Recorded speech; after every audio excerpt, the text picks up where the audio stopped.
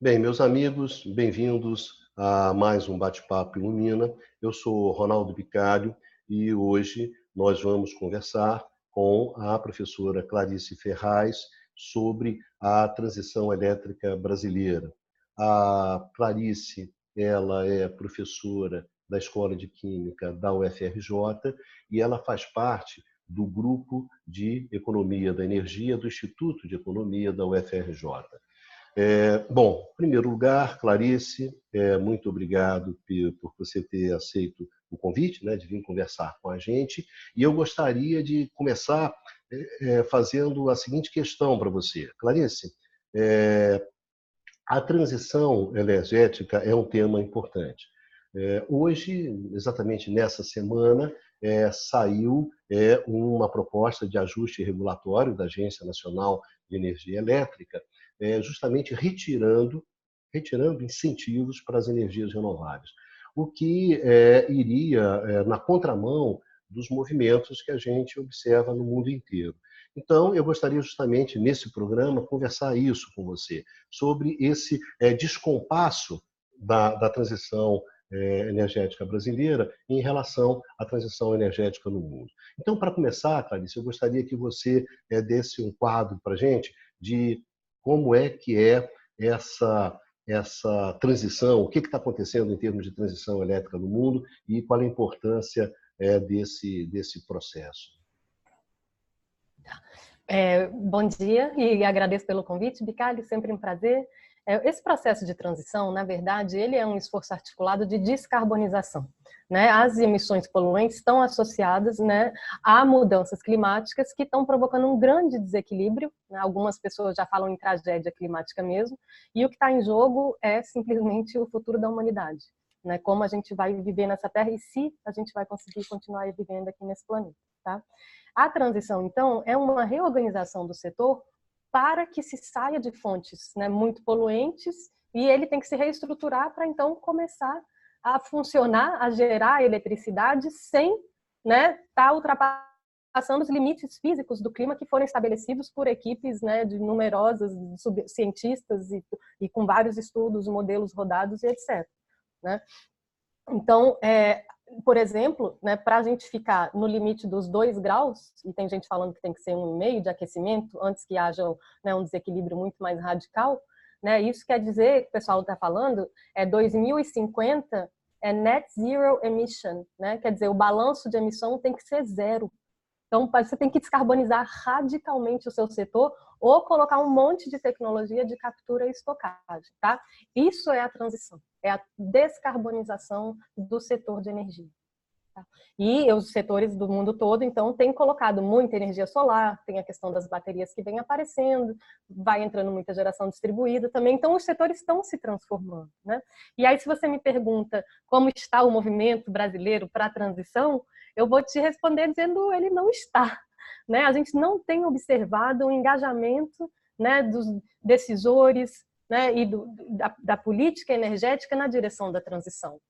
Pelo contrário, eu lamento dizer, né, o que você tem é uma enorme articulação, né, um esforço, apesar desse, né, grande, vamos dizer, né, uma conjuntura muito complicada política, e o que se tem de esforço e inteligência sendo alocado para resolver a questão do gás natural e vindo para o setor elétrico. Então, claramente, né, um projeto de carbonização do setor elétrico que não tem nada a ver, né, com os projetos de transição e eliminação de emissões. Clarice,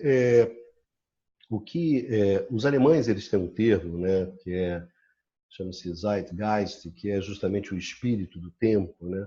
Então, quando a gente vai conversar sobre a transição energética brasileira, e em particular a transição elétrica, que tem um papel decisivo dentro dessa transição, a gente sente essa falta de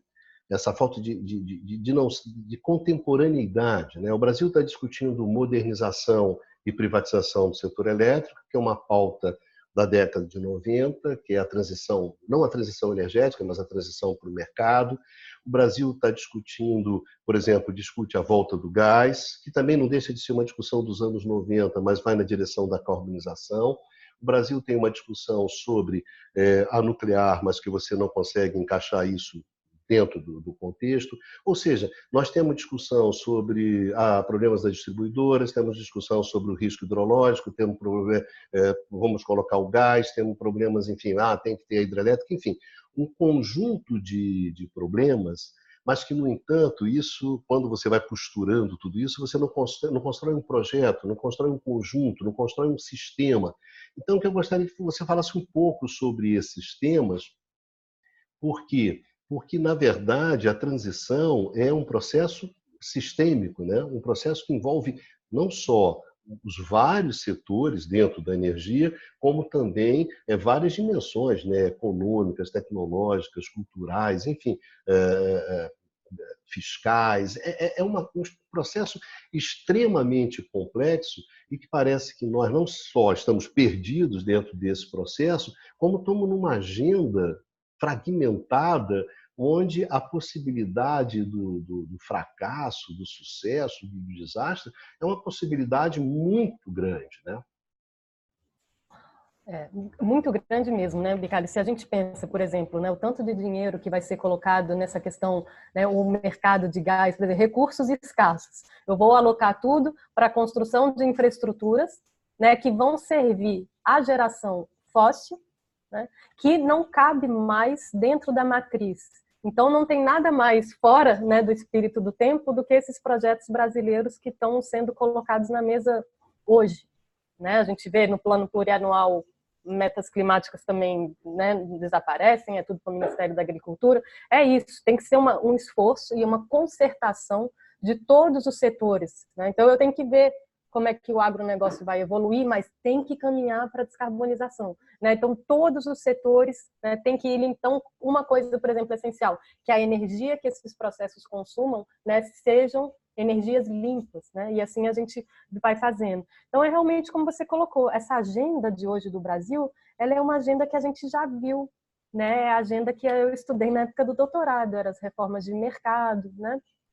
Não era nada impulsionado por uma mudança física, né? Uma mudança aguda, necessária de transformação, né? Era uma coisa de a gente acha que assim é melhor, né? A gente introduz concorrência, então isso aí deve provocar uma redução dos preços, e assim, né, a eletricidade mais barata, mais acesso, enfim, não foi isso que se observou, mas essa questão não é mais na mesa, né, nos outros países, porque já viu que não é essa a questão que está pegando agora.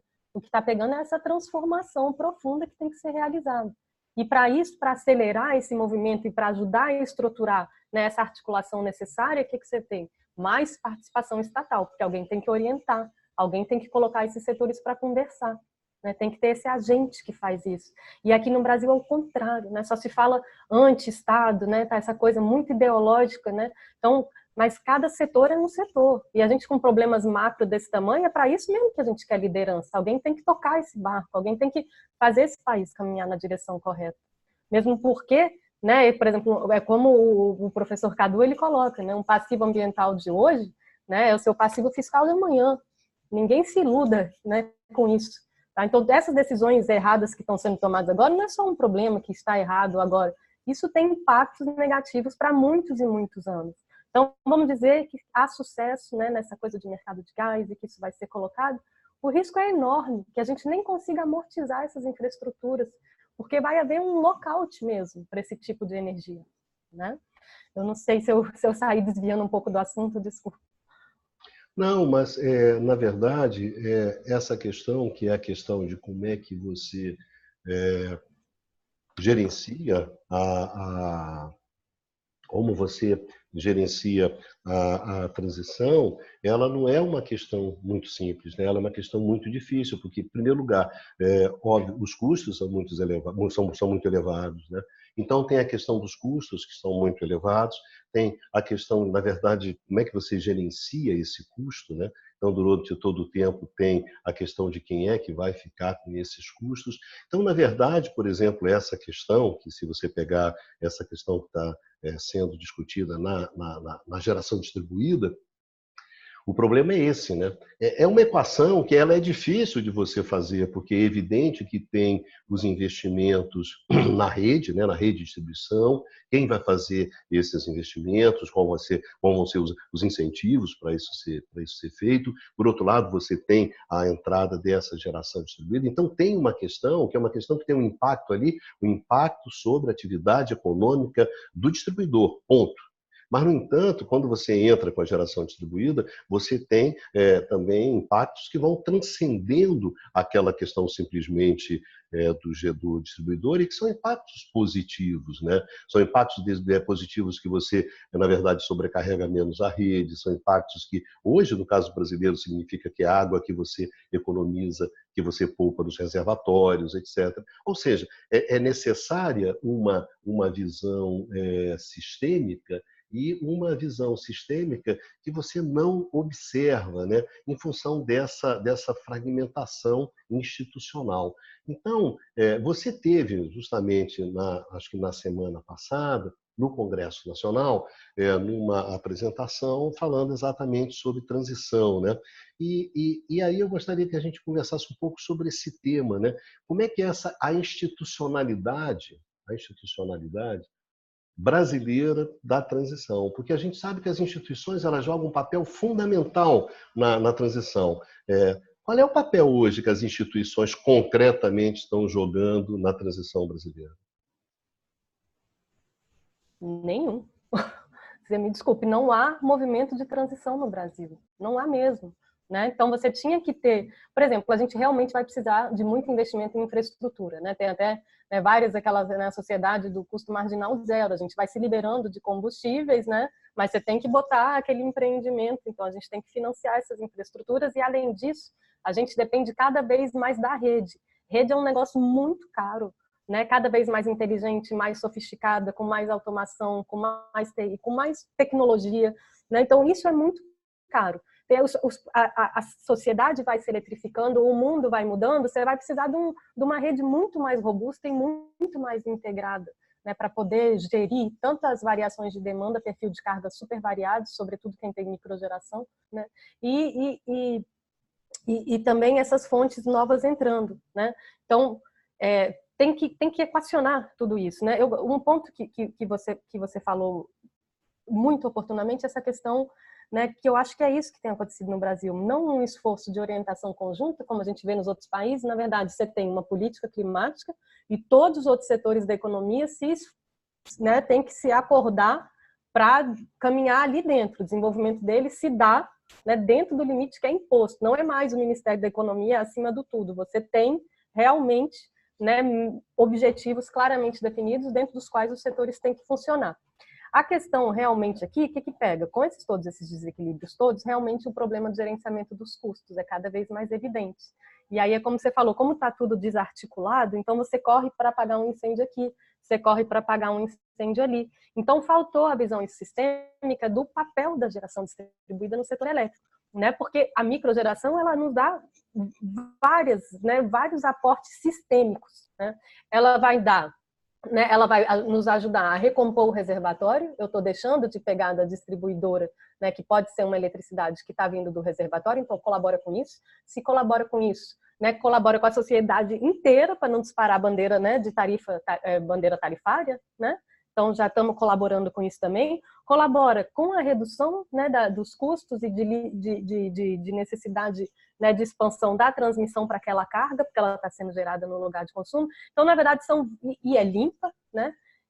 E além disso, é sempre quase associada a ganhos de eficiência energética, porque as pessoas que instalam esses sistemas em casa começam, né, a perceber, né, a relacionar, né, a eletricidade com o uso que se faz dela. Né? Então, são pessoas que se tornam têm um consumo mais eficiente. Você começa também a introduzir sobriedade, que é realmente essencial. Né? Então, o que está faltando? Então, tem que ver, olha, tem esse ponto positivo, esse. Qual o problema e por que aconteceu agora essa coisa da ANEEL? Porque tem esses benefícios que são sistêmicos, mas localmente ela pode realmente afetar muito, né, o funcionamento de uma distribuidora. Né? A gente vê dados de algumas que assim, é um desequilíbrio muito, muito grande. Por exemplo, normalmente quem vão ser os primeiros consumidores a instalarem esse tipo de sistema são pessoas que têm mais poder aquisitivo. normalmente tem uma questão geoespacial aqui. Tá? Então, essas pessoas vão estar perto, né? E aí essa carga nova com essa geração intermitente que vai fazer injeção, etc., ela vai afetar muito, né, uma determinada região dentro do mercado da distribuidora. Então, localmente, a distribuidora às vezes tem que até trocar transformador, adaptar a subestação, são gastos enormes. Então, sistemicamente, muitos benefícios, mas localmente pode onerar muito a distribuidora e realmente estava afetando muito o equilíbrio financeiro dessas empresas. Aqui, elas realmente não são as vilãs, né? Tem que realmente entender isso. Né? Mas aí o que tem que fazer? É a verdadeira reforma do setor elétrico. Tem que baixar essa bola. Tem que ver como é que a gente vai botar a tarifa dessa fonte. É aquela coisa que a gente fala há anos, né? Aliás, isso é uma discussão internacional e está na mesa, né? E nos Estados Unidos isso já existe. Né? Você compra a sua eletricidade de acordo com os atributos, né, que você quer. Eu quero garantia de não posso ser interrompido o meu fornecimento, eu preciso de firme tal hora, enfim. Você vai lá botando as coisas que você precisa, quero que seja limpo, enfim. E o próprio sistema vai te entregar aquele tipo de geração, né? Então é isso, a gente tem que realmente ver. O papel das fontes renováveis é esse, como é que a gente vai fazer isso de forma sistêmica, sem estar desequilibrando completamente a atividade de distribuição, que é essencial, que é a nossa interface, né, com esses micro e mini geradores, tá? Então, é errado, né? Foi essa decisão da ANEEL, eu fiquei muito chocada, porque normalmente as peças, né, são bem fundamentadas, vamos dizer assim, e dessa vez realmente não foi, né? Não porque, inclusive, eu sinceramente me incomodou muito, assim, até a primeira frase que aparece, né, se você olha lá no site da ANEEL, na explicação do que está acontecendo, é um negócio que parece que quer confundir a pessoa, né, dizendo porque a distribuidora estocou essa eletricidade, depois vai entregar de volta, né? Desculpe, um parênteses que talvez quem esteja nos ouvindo não sabe, mas basicamente o que a ANEEL fez agora foi, em vez de você, né, pagar todos os encargos e etc., sobre o balanço, né, entre o que você gerou e o que você puxou da distribuidora, na verdade a ANEEL está dizendo que não. Você vai pagar sobre toda a energia consumida, mesmo que você mesmo tenha gerado no seu próprio telhado, você vai pagar encargos sobre ela. Você vai pagar TUS de fio A e fio B. Como que a gente pode virar para o cara de microgeração e falar, olha, você agora, meu querido, vai pagar também o custo de transmissão? Não faz sentido algum, né? Não é verdade que ele está onerando a rede, pelo contrário. Pelo contrário. Então, agora, que ele dá um problema para a distribuidora, ele dá. Mas a gente tem que fazer essa conta certa. Não é botar o micro mini gerador para pagar a TUSD. Não existe isso. Não há argumento sobre isso. Mas, Clarice, eu acho que esse exemplo, essa questão que está acontecendo, ela é muito interessante porque ela explicita muito claramente o tipo de conflito que você tem dentro do processo da transição. Por isso que a transição é um processo incerto, processo aberto, um processo pesado, um processo difícil. E é também por isso que o Estado entra, em função desses custos, em função desses conflitos, em função, enfim, de ser um processo extremamente pesado. E há muitas vezes uma visão muito fashion, né, da transição, uma visão de modismo, como se fosse um gadget, um brinquedinho novo, uma coisinha nova, etc., etc. Não é. O processo de transição é um processo extremamente complexo, é um processo que pode colocar em risco a segurança do abastecimento, a confiabilidade no abastecimento, porque dentro desse processo a questão do financiamento, a questão do investimento é uma questão extremamente complexa, ela não tem nada de simples, nada difícil, nada de simples, né? Nada de tranquilo, e, na verdade, você precisa enfrentar esse problema, e é um problema muito difícil. Na verdade, o problema, não tem a menor dúvida, é o problema mais difícil que o setor elétrico no mundo já enfrentou, desde o seu nascimento. Né? O que implica numa mudança radical desse setor. E a questão, para mim, que bate e que me parece que é grave no caso brasileiro, é por quê? Porque esse processo demanda muito das instituições. E as nossas instituições, elas estão em crise. Eu acho que não há não há controvérsia sobre isso, sobre a crise das instituições brasileiras. Então, essa é a primeira questão. A segunda questão, muito associada à primeira, é que a transição ela exige a participação do Estado. Isso não significa que o Estado vai fazer a geração distribuída. Isso significa que o Estado ele tem que coordenar esse processo. Sem a coordenação do Estado, sem essa participação do Estado, né, definindo prioridades, tentando construir convergências, e eu acho principalmente gerindo os conflitos, que vão ser conflitos bastante dramáticos e pesados, é difícil você avançar na transição. E justamente no momento em que você está implodindo e demolindo a marretada o Estado brasileiro. Então, as instituições muito fragilizadas, o Estado também fragilizado. Então, eu acho que é muita ilusão dos agentes do setor elétrico, como se isso aqui não tivesse nada a ver com eles, né? Como se fosse possível encontrar soluções para o setor elétrico brasileiro, chegar a uma convergência, chegar a um novo modelo, chegar a um novo código do setor elétrico num processo de transição como esse. Num momento como esse, quer dizer, ter a pretensão de se chegar a um novo código do setor elétrico que compatibilize todas as leis, as regulamentações, uma nova visão do setor, no meio dessa, sinceramente, no meio dessa bagunça, é realmente uma ilusão por parte dos agentes, que é uma ilusão que eu acho muito grande. Eu acho que os elementos do setor elétrico, os agentes do setor, eles deveriam realmente se preocupar muito com as coisas que estão acontecendo. E não achar aquela história que no final eu me salvo.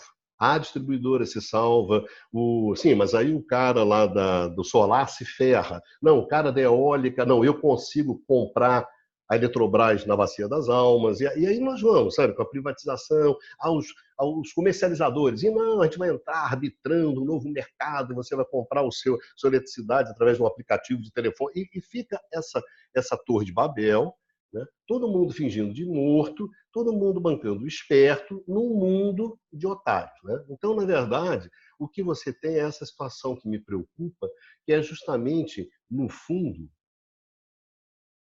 uma enorme irresponsabilidade, né? Uma enorme irresponsabilidade do setor. O que você acha, Clarice? Eu concordo com você. Eu concordo com você. Nesses períodos, né, que você tem que ter, né, construir convergência, você precisa de um agente que faz a coordenação. E a gente realmente está nos momentos talvez mais complicados, né, da nossa história política. Então, a gente não tem isso. Né? Agora, o que os agentes do setor deviam ter é, como você disse, mais responsabilidade para botar essa bola no chão e discutir de verdade. E talvez essa discussão do Código Brasileiro seja até uma tentativa, né, de botar certas fronteiras, né, nas questões que estão surgindo hoje em dia.